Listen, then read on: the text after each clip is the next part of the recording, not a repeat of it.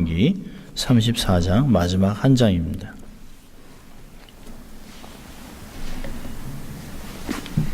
신명기 34장입니다. 전체를 봉독해 드립니다. 신명기 34장. 모세가 모압 평지에서 느보산에 올라 여리고 맞은편 비스가산 꼭대기에 이르매 여호와께서 길르앗 온 땅을 단까지 보이시고 또 온 납달리와 에브라임과 므낫세의 땅과 서해까지의 유다 온 땅과 남방과 종료의 성읍 여리고 골짜기 평지를 소알까지 보이시고 여호와께서 그에게 이르시되 이는 내가 아브라함과 이삭과 야곱에게 맹세하여 그 후손에게 주리라 한 땅이라. 내가 내 눈으로 보지 못하였거니와 너는 그리로 건너가지 못하리라 하시매 이에 여호와의 종 모세가 여호와의 말씀대로 모압 땅에서 죽어 벳보을 맞은편 모압 땅에 있는 골짜기에 장사되었고 오늘까지 그 묘를 아는 자가 없느니라. 모세의 죽을 때 나이 120세나 그 눈이 흐리지 아니하였고 기력이 쇠하지 아니하였더라. 이스라엘 자손이 모압 평지에서 애곡하는 기한이 맞도록 모세를 위하여 30일을 애곡하니라. 모세가 눈의 아들 여호수아에게 안수하였으므로 그에게 지혜의 신이 충만하니 이스라엘 자손이 여호와께서 모세에게 명령하신 대로 여호수아의 말을 순종하였더라. 그 후에는 이스라엘의 모세와 같은 선지자가 일어나지 못하였나니 모세는 여호와께서 대면하여 아시던 자요 여호와께서 그를 애굽 땅에 보내사 바로와 그 모든 신하와 그 온 땅의 모든 기적과 기사와 모든 큰 권능과 위엄을 행하게 하심에 온 이스라엘 목전에서 그것을 행한 자였더라. 아멘. 여러분 참 잘 오셨습니다. 적은 무리지만 2018년을 의미 있게 잘 마치는 시간이 됩니다. 오늘은 신명기를 계속 이번 달에는 참 많이 읽었는데요. 특별히 1절에 모세가 느보산에 올라 자기의 삶을 마감하는 시간입니다. 그래서 오늘은 제목을 느보산에 올라라고 하는 제목으로 한번 삼아봤습니다. 최근에 그 친척 여동생이 마운트 위트니의 정상에서 사진을 찍어서 페이스북에 올렸습니다. 그 위트니 산이 미 대륙에서 가장 높은 산인데요. 이게 14,000피트입니다. 미터로 하면 4,420미터인데요. 캘리포니아주의 인요와 톨레어 카운티에 위치하고 있는 인요 내셔널 포레스트에 속하는데 산의 서쪽은 세코이아 내셔널 파크에 접하고 있습니다. 굉장히 높죠. 그 위트니 산을 정복하고 나니까 더 다른 산을 많이 정복하고 싶은 그 욕심이 자꾸 생기나 봐요. 그래서 제가 너무 무리하진 말아라 라고 얘기는 했습니다. 어느 산악인이 말하기를 이렇게 얘기했습니다. 산을 좋아하고 산을 오르는 사람은 자신에게 주어진 산을 오른다. 그러니까 자기가 다 좋아하는 산을 다 오르는 것이 아니라는 것이에요. 모두가 산을 오르지만 8,000m급 되는 14개의 봉 완등하는 레이스는 거의 몇 명 안 됩니다. 또 7개의 최고봉 완등 레이스나 유럽 알프스의 4,000m 봉우리 완등하는 이런 것들은 아무나 하는 것이 아니에요. 그러나 모두 자신이 마지막으로 멈춰야 할 산이 있다라고 얘기를 합니다. 아주 의미심장한 얘기를 산악인이 했습니다. 그러니까 죽을 곳이 있다는 것이에요. 산 사람들은 다 산에서 죽기를 원합니다. 그것이 자기의 데스티니, 마지막이라고 생각하고 그것이 자기의 부르심이요 행복이라고 생각을 합니다. 그래서 산에서 죽기를 바라는 것이 이들 산 사람들의 마음이에요. 근데 우리가 이야기를 들으면서 우리도 사실은 등반하고 있는 사람 중에 한 사람인데, 그러니까 매년 산을 하나씩 오르는 것 같아요. 매년 하나씩. 한 해에 한 개씩 오르다가 그것이 생애 마지막으로 발을 디디고 서는 산이 됩니다. 오늘 그 신명기를 보면 모세는 느보산에 섰습니다. 사울은 길보아 산에서 죽었습니다. 예수님은 우리가 잘 아는 대로 그 예수님이 십자가에 달리신 그곳에서 돌아가셨습니다. 다 산입니다. 다 인생이 산에서 서게 되는 곳이에요. 하나님의 부름을 받는 산이 있는 시간과 장소가 있습니다. 저희 부모님은 67세에 또 70세에 로스앤젤레스라고 하는 곳에서 하나님의 부름을 받아서 하나님의 품에 안기셨습니다. 그들이 섰던 곳입니다. 아무도 하나님의 부르심에 아니요, 아직 준비 안 됐습니다. 너무 이른데요 라고 할 사람은 아무도 없습니다. 올해도 우리가 열심히 2018년에 최고의 정상에 올라와 있습니다. 한국에서 아주 재밌는 상장을 수여했는데요. 상장 이름이 이렇습니다. 살아낸 자격증 2018년. 그 내용이 이렇습니다. 견디고 참고 잘 살아내셨으므로 이 상장을 수여합니다. 내년도 파이팅 2018년 12월 31일 월요일. 근데 제가 이렇게 보면서 참 의미 있다고 생각합니다. 이렇게 생각을 안 했었거든요. 그냥 세월이 지나면서 세월이 왜 이렇게 빨리 지나서 1년이 지나나 근데 그분은 이 상장을 만들면서 이게 인생이 그리 쉬운 것은 아니었다는 거죠. 어떤 사람은 9월 달에 인생을 마감한 사람도 있고 10월에 한 사람도 있고 어떤 사람은 1월에 삶을 시작했다가 2월을 마치지 못하고 간 사람도 있습니다. 그런데 주어진 한 해를 하루도 빼지 않고 다 살았다라고 하는 것, 그게 얼마나 큰 일이냐는 것이에요. 우리 모두 2018년을 참 잘 살아냈습니다. 힘들게 2018년에 정상에 올라와 있습니다. 한국에 있는 형님과 또 중국에 있는 딸로부터 새해 인사 카톡을 받았습니다. 이미 그것은 이제 새해니까 많은 것들을 이제 보냈습니다. 근데 보면서 제가 생각하지 못했던 것이 내년이 돼지띠인가 보다. 그걸 보면서 이제 제가 본 것이에요. 카톡에 이런 것들을 보내왔어요. 이게 재밌는데 아쉬움은 잘 가시게 이제 행복이 오면 돼지. 그러면서 이게 돼지띠구나라고 하는 생각을 했습니다. 그러면서 그 동생은 이런 걸 보냈어요. 돼지 삼형제. 2019년 건강해야 되지, 사랑해야 되지, 행복해야 되지, 새해에는 소원한 일 모두 이루세요. 참 재밌는 것 같아요. 참 한국말을 이렇게 재밌게 이런 것들을 하고 있습니다. 제가 이걸 다 해서 이렇게 한번 카톡으로 보내드리려고 합니다. 참 재밌어요. 오늘은 이 시간이 묵은 해를 보내고 또 새해를 맞는 시간입니다. 그러니까 오늘 예배를 통해서 우리 지난날을 감사하고 새로운 축복을 대망하는 시간입니다. 이 산이 점점 올라갈수록 저도 뭐 높은 산을 올라가지는 않았습니다만은 산을 이렇게 조금씩 높이 올라가면 시야가 점점 넓어집니다. 처음에는 산 중턱에서는 조금 뭐 도시나 지붕이라는 걸 보이던 것이 좀 올라가서 산 정상에 서면 멀리 지평선도 보기도 하고 굉장히 멀리 있는 곳을 보고 특별히 시야가 넓어지면서 전후 좌우를 다 볼 수 있습니다. 산 정상이라는 곳이 그렇습니다. 오늘도 보면 모세의 일생을 통해서 하나님께서 느보산에 세워서 느보산에서 비스가간 산 골대에 이르러서 하나님 온 땅을 보이셨다 얘기하고 있습니다. 보이고 다양한 땅들을 보이셨다는 거예요.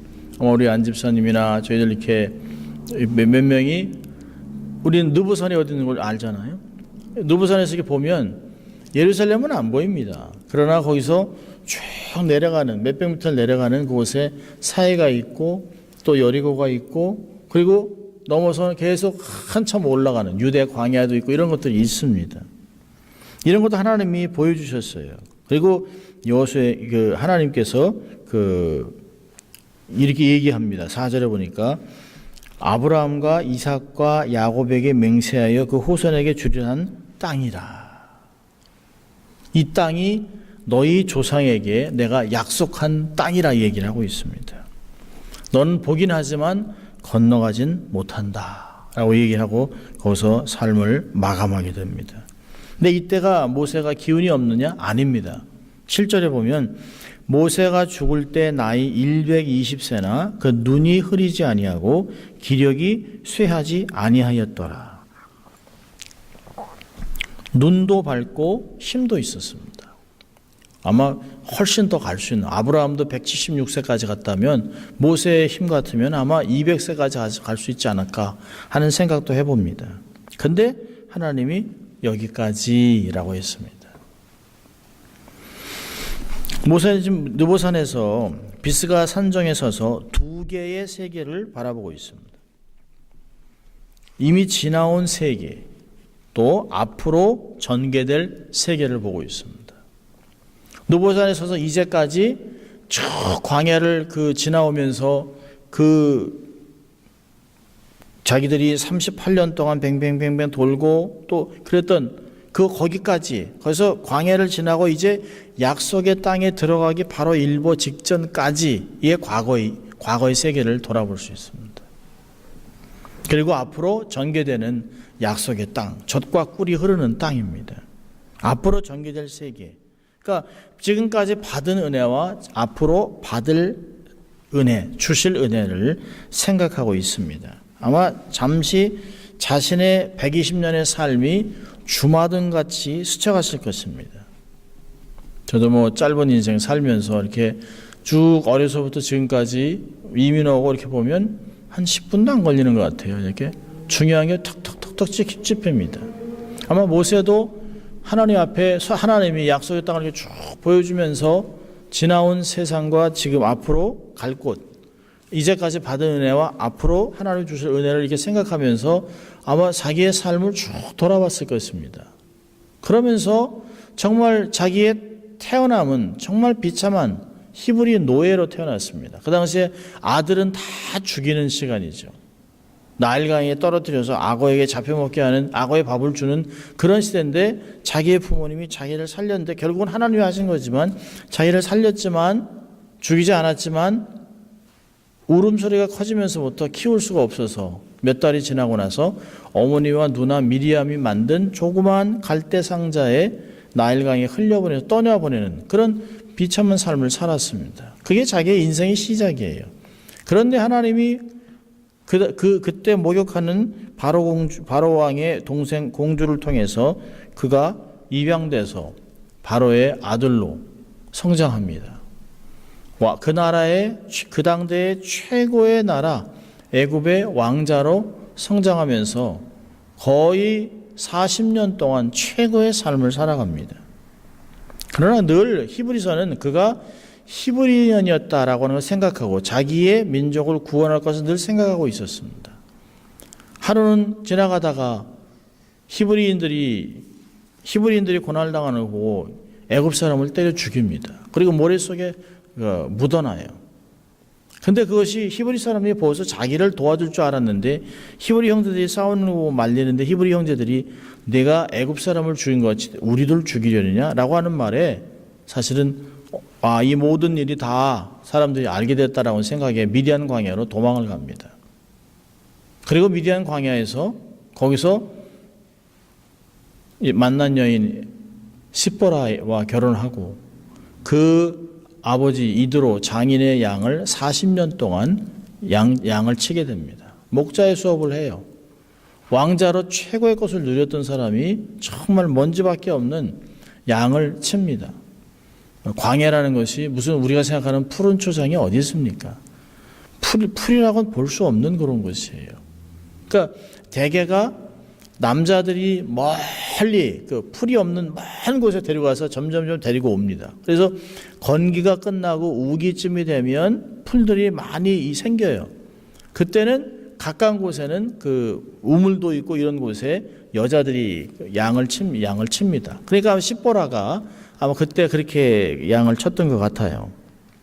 40년 동안 누구도 자기의 이름을 불러주지 않는, 누구도 자기를 왕자라고 불러주지 않는 그런 비참한 삶을 40년 동안 하면서 목자가 됩니다.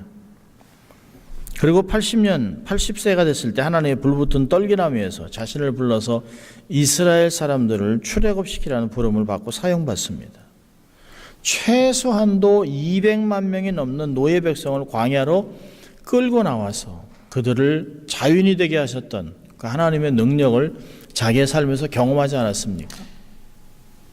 10가지의 재앙, 그 다음에 출애굽을 해서 홍해를 건너고 반석을 쪼개서 물을 주시고 밤이면 불기둥, 낮에는 구름기둥, 또 거친 광야에 하얗게 눈이 내리는 것 같이 아침에 만나를 내려주시고 고기를 달라고 하니까 동풍을 불어서 메추라기를 와서 그들이 이빨 사이에서 고기 냄새가 나도록 고기를 주셨습니다.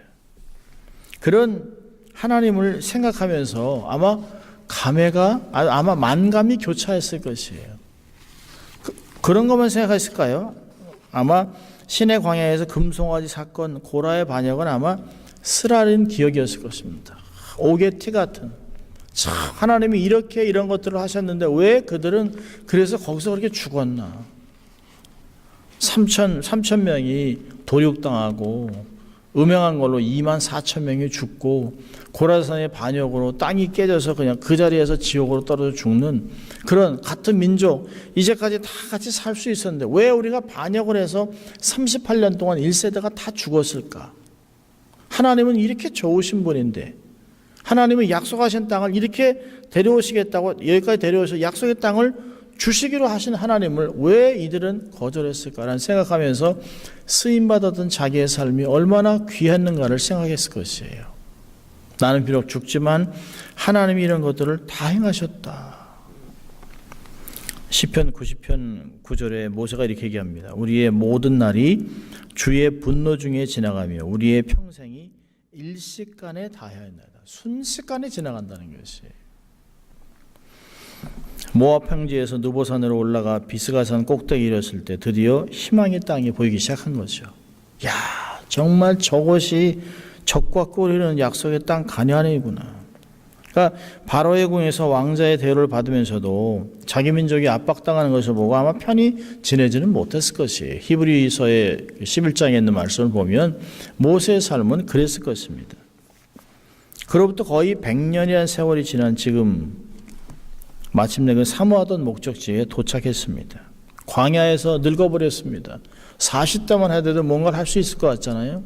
그런데 40년이 지나고 또 하나님께 쓰임받아서 이제는 백발이 성성한 120세가 되어버렸습니다. 자기의 눈앞에 펼쳐진 광경을 보면서 아마 감동에 젖었을 것이에요. 여기 보면 여러 가지 도시가 있어요. 길르앗에서 단까지 이르는 모든 지역, 종려나무가 많은 여리고, 비옥한 납달리, 그리고 파도가 치는 지중해, 이 시야가 쫙 펼쳐져 있습니다. 자기가 들어가지 못한다는 아쉬움도 다 잊어버리고 이곳에서 살아갈 이스라엘 후손들을 미래를 생각하는 것이에요. 아마 이때 모세가 영안이 열리면서 시온산과 십자가에 세워진 모리아 언덕을 보고 있었는지도 모르겠죠. 이제 모세는 자기 사명을 다 했기 때문에 죽어야 합니다. 그런데 참 재밌는 것은 모세는 홀로 죽기 위해 높은 산에 올라갔습니다. 사람이 그렇게 많음에도 불구하고 죽음의 길은 홀로 가는 것이에요. 그리고 모세는 깨닫는 것이죠. 아무도 하나님과 자기 사이에 끼어들 사람이 없습니다. 아무도 그의 시체를 보지 못했습니다. 6절에 이렇게 얘기합니다. 오늘날까지 그 묘를 아는 자가 없다. 아마 모세의 무덤이 발견된다면 예루살렘의 유족들과 마찬가지로 아마 숭배의 대상이 되었을 것이에요. 성경학자들은 모세가 변화산에서 엘리야와 나타난 마태복음 17장이나 유다서 1장 9절을 근거로 해서 모세는 엘리야처럼 승천했다고 주장하기도 합니다. 엘리야가 살아서 승천한 사람이라면 모세는 죽어서 승천한 사람이라고 얘기합니다. 모세가 율법의 대표라면 엘리야는 선지서 예언의 대표자입니다. 엘리야가 산자의 대표라면 모세는 죽은 자의 대표가 되는 것이죠. 모세는 홀로 비스가 산정에 올라갔습니다. 결코 들어갈 수 없는 가나안 땅을 바라보기 위해서죠. 그가 몇 번이나 하나님께 물었습니다. 하나님, 제가 거기에 들어갈 수 없겠습니까? 하나님 말씀하셨어요. 더 이상 이 이야기 갖고는 논하지 말아라. 물어보지 말아라. 얼마나 가슴 아프겠어요. 자기가 얘기했던 또 스파이들이 가서 정탐꾼이 다 보고 적과 꿀이 흐르는 땅이라고 이야기하고 그 약속의 땅을 정말 보기 원했던 모세. 근데 하나님께서 그를 허락하지 않았습니다. 믿음의 눈으로 자기가 보면서 적과 꿀이 흐르는 땅, 그 복지를 바라보고 있는 것이에요. 여기서 많은 사람들이 또 성경을 이렇게 읽으면서 모세는 정말 무엇을 보았을까? 모세는 적과 꿀이 흐르는 땅, 그 자체를 보았을까? 여러분 세상 사람들은 적과 꿀이 흐르는 자기 나름대로의 가나안 땅을 목표로 살아가고 있습니다. 농부는 땅을 경작하고, 미술가는 화포에 그림을 그리고, 상인은 장사하고, 정치가는 정치를 함으로 그 목표에 도달하려고 합니다. 근데 모세는 땅을 본 것이 아니라 하늘을 본 것입니다. 어떤 사람들은 인간적인 자기 목표를 도달했는지 모르겠습니다. 그러나 전혀 하늘을 보지 않고 살아가는 사람이 많이 있습니다.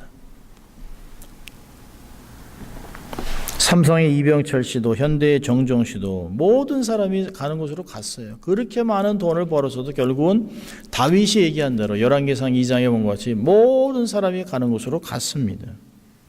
애플을 창업해서 아이폰으로 세계적인 기업으로 만든 스티브 잡스도 췌장암으로 죽었습니다. 전에 듣기로는 이병철 씨는 자기 재산을 얼마든지 줄 테니 자기의 생명을 연장해달라고 얘기했습니다. 또 듣기로는 정주영 씨는 젊은 사람의 피를 계속 수혈하고 피를 바꿨다고 얘기를 해요. 돈을 얼마든지 들여서 자기가 건강할 수만 있다면 피를 계속 수혈하고 피를 깨끗하게 거르는 것들을 많이 했다라고 얘기를 합니다. 그렇지만 그들은 이 땅에서 죽은 것입니다. 지구상에는 우리의 목적지가 없습니다. 우리가 가야 할 곳은 이 땅에 있는 젖과 꿀이 흐르는 땅이 아닙니다.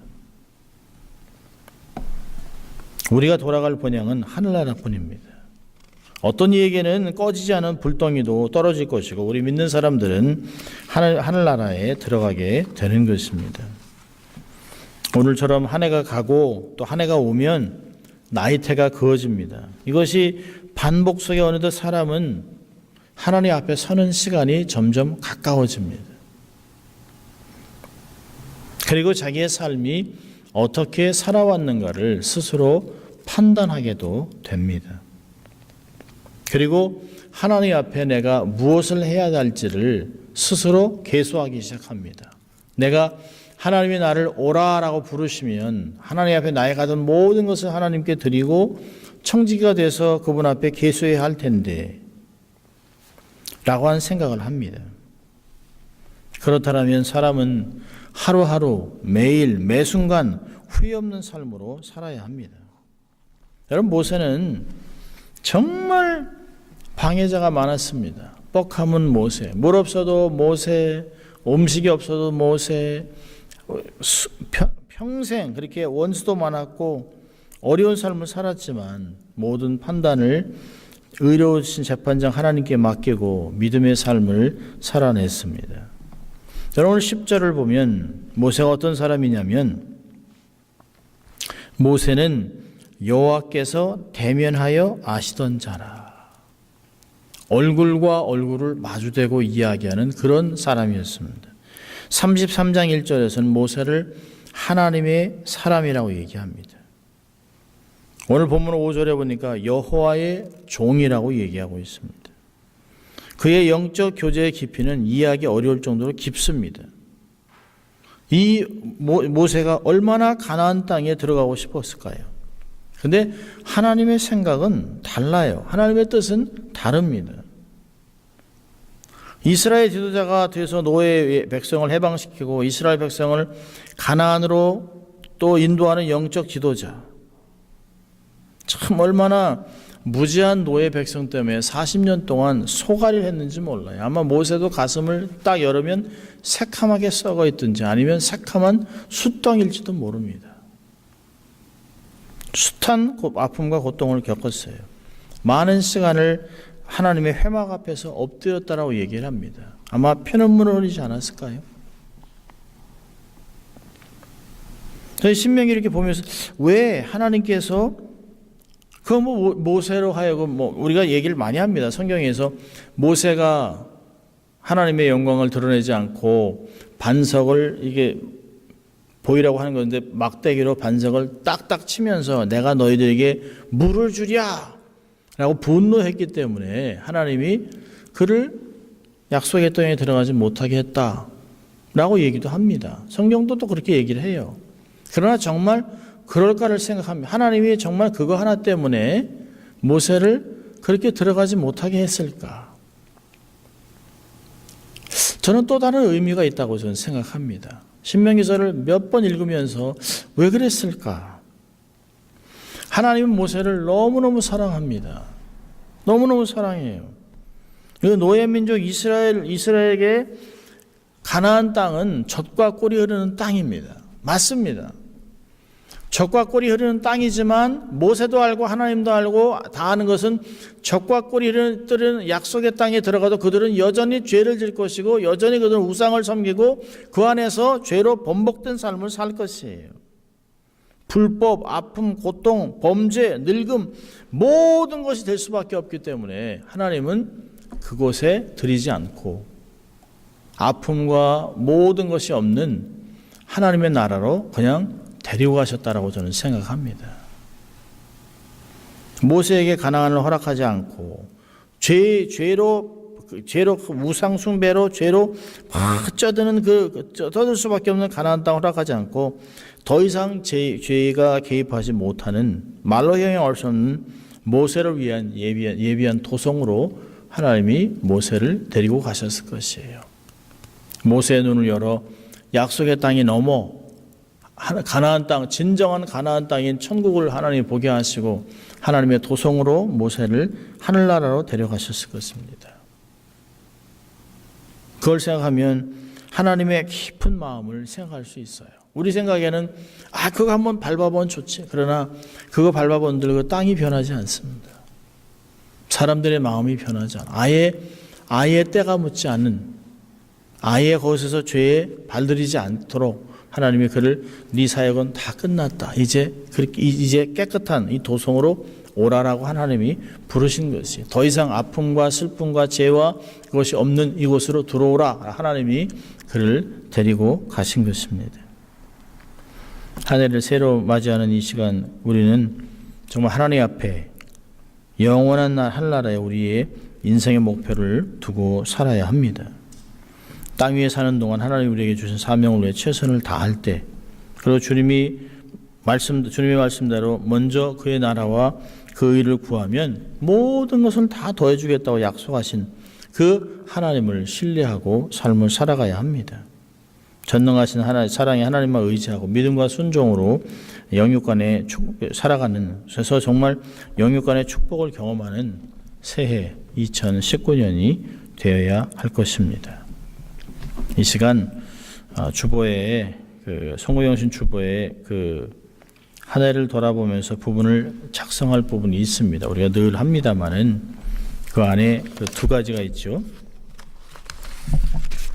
하나는 올해에 감사했던 내용, 한쪽은 뒷면은 2019년의 기도 제목. 한 해를 돌아보면 아쉬운 점도 있을 것이에요. 그러나 아쉬움보다는 감사함을 좀 떠올릴 수 있는 시간이 됐으면 좋겠습니다.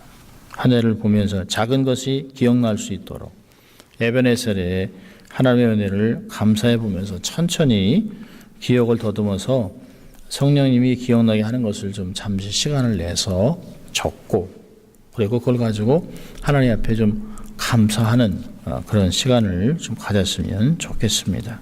한 2, 3분 좀 시간을 내셔서 좀 적어보시고,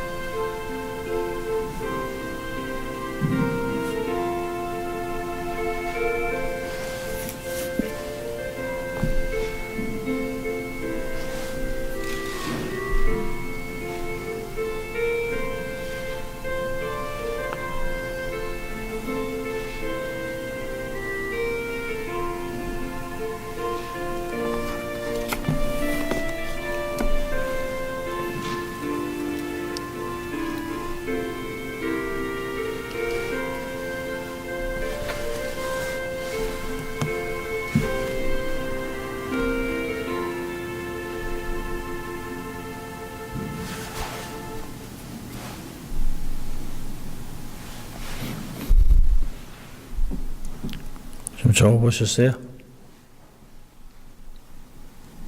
굉장히 많죠. 생각보다 엄청나게 많습니다.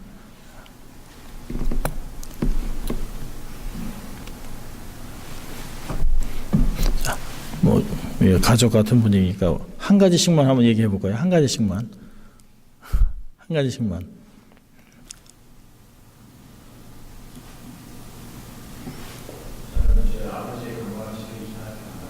아멘. 네, 아멘.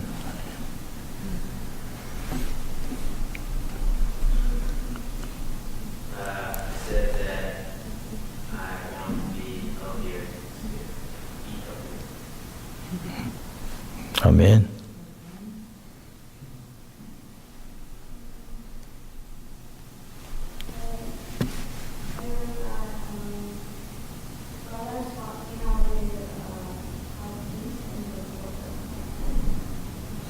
아멘.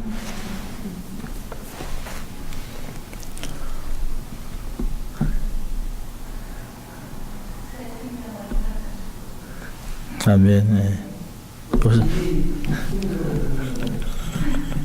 그럼 지금 이제 3명이에요, 그렇죠? 네.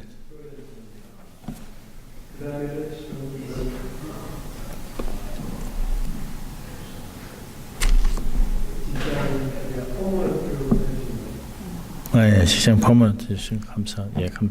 예.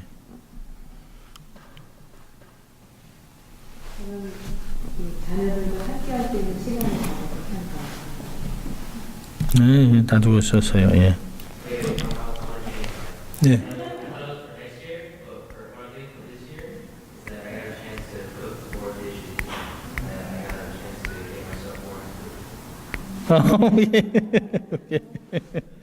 예. 예.